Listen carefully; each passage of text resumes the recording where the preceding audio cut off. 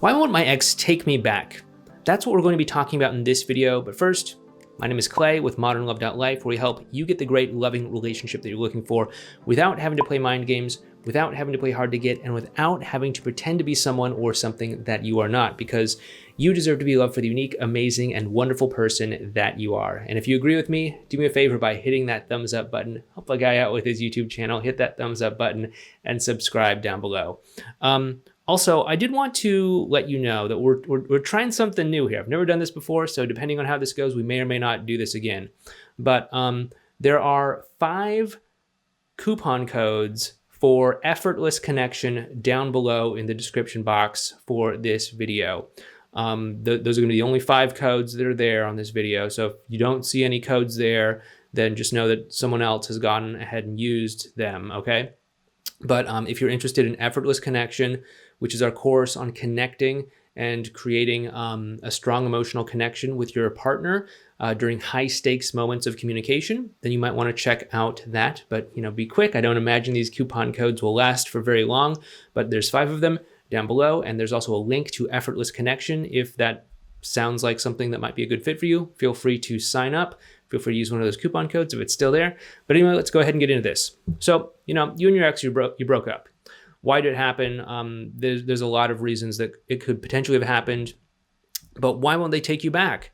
That's a more important question. Now, look, I've been on a lot of coaching calls with people over the years, and I've heard lots of people tell me all the many reasons why their relationship was having a hard time, why it started to decline, why it ended in breakup.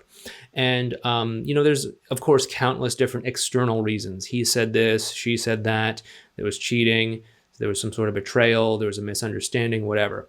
But I'm the kind of person that when I hear about different sorts of things, I try to look for what's the common denominator. And as I started to take in all of these different stories and histories from different people, I started to see a pattern develop in terms of what wasn't working in a relationship or what came out of alignment that caused the relationship to eventually decline.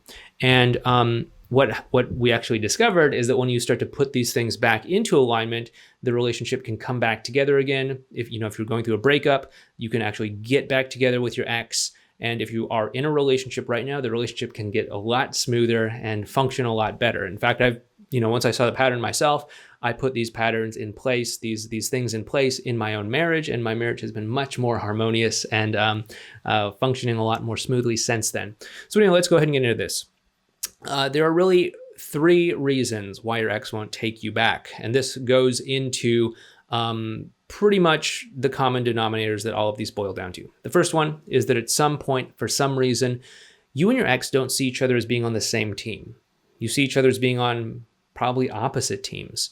Now, of course, being on the same team is something that we would like to have in our relationships. It's obviously ideal if you and your partner can be on the same team. However, there is a point in time when a relationship is struggling, when there's a rift that happens and the 2 people no longer see each other as being on the same team.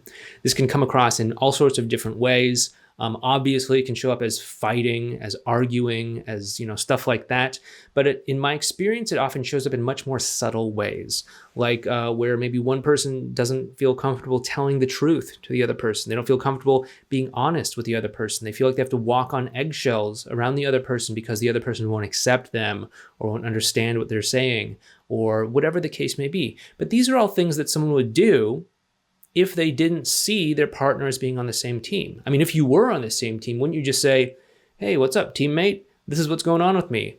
"Oh, hey, how you doing there, teammate? This is what I think we should do. Does that make sense for you?" But oftentimes we don't behave that way. Instead, we see our partners being on opposite teams. In fact, this is where a lot of the pop psychology kind of comes in. It comes in to kind of slap a Band-Aid on this not being on the same aspect, not being on the same team aspect. It's like, well, men are from another planet and women are from this other planet. Like, obviously, we can't communicate with one another because we're from different planets, right? Well, that's just because the 2 of you aren't on the same team. If you have the base understanding, the base core context that you're on the same team, it doesn't matter what planet you're from, or even if you're both from Earth, you can find a way to communicate clearly, right? This is where like things like attachment theory come into play. It's like, well, we can't connect because you're an avoidant attachment style. Well, we can't connect because you're an anxious attachment style. But really, if the two of you are on the same team, you don't have to walk on eggshells around one another. You don't have to second guess it. You can just communicate clearly, right? It seems pretty obvious, but if you can just get this whole same team thing down solid, so many of the problems just kind of disappear. That's the first reason your ex won't take you back, is because on some level, they don't see you as being on the same team as them. The second reason why your ex won't take you back is because there's not good communication between the two of you. And I think a lot of people know on an instinctive level that communication is an important factor in a great relationship. But specifically, when I'm talking about communication, what I'm talking about is how whenever you're interacting with, well, really anyone, but it's most dramatic, I guess you can say, in romantic relationships, there are going to be things that someone says or does that you're not going to fully understand.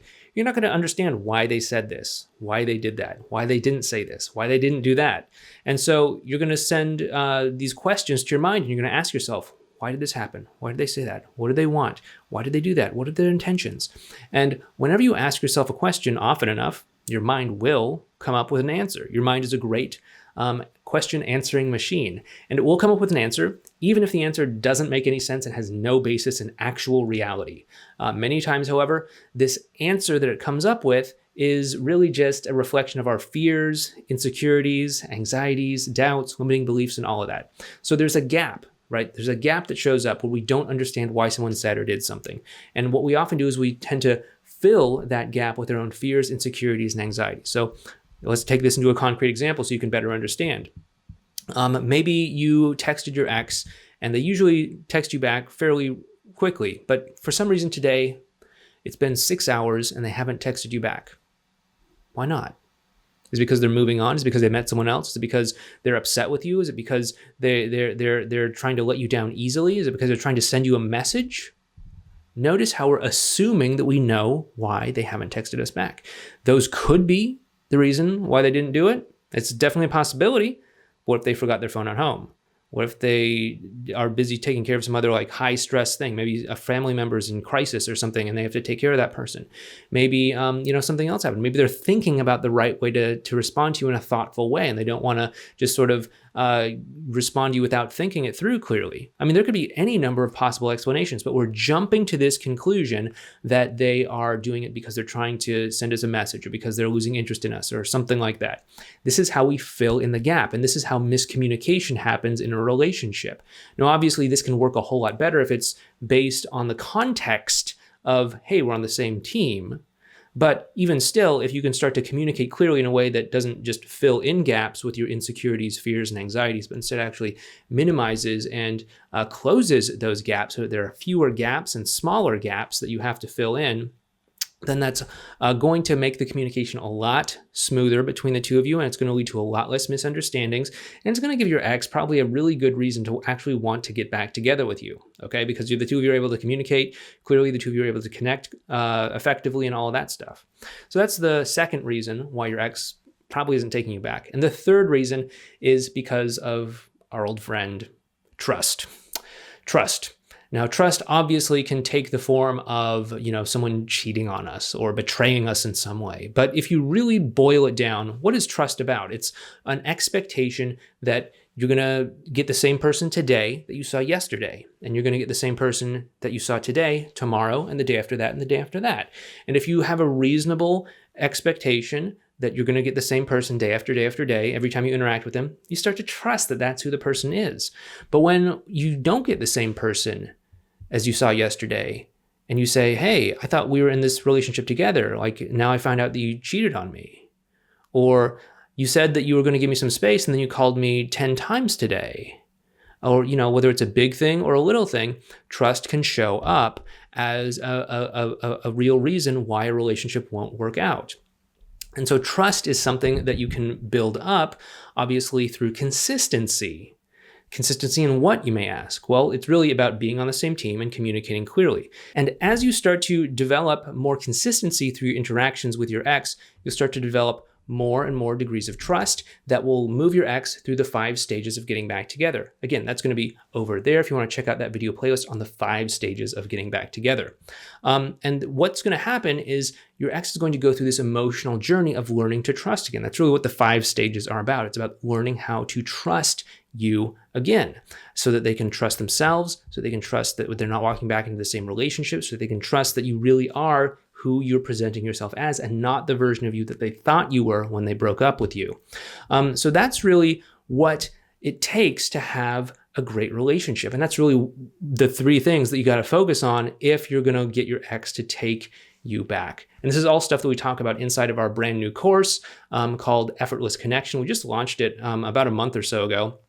But you can check it out down below. There's a link for it down there. If they're still there, there are 5 coupon codes. If the coupon codes are not there, then sorry you missed it. But depending on how this goes, we might do this again. I don't know. But yeah, Effortless Connection down below. Anyway, I hope you liked this video. If you found it helpful, if you found it useful, give it a thumbs up. Subscribe to the channel if you're new here, if you're not already subscribed, so you can get notified when we post and publish new videos. But you also might want to check out this video series over here on your ex's 5 stages of getting back together, or you might want to check out this video right here. Anyway, thanks, take care, and I will talk to you next time.